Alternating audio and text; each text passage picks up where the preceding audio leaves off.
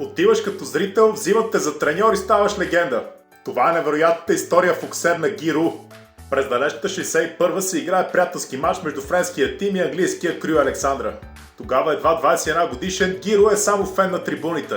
Изведнъж обаче дикторът на стадиона казва, че се търси преводач, който да съдейства на гостите. Гиру влиза в ролята като доброволец. Но това съвсем не е всичко. Поради контузии, британският тим не разполага достатъчно играчи и търси някой, който да се включи в редиците им. Познай кой се включва доброволно и за това. Новоизлюпаният техен преводач.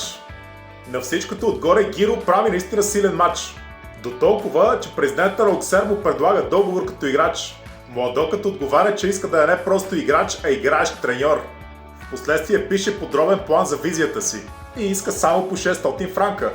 Клубът изпитва финансови затруднения и решава да му даде шанс. Какво следва?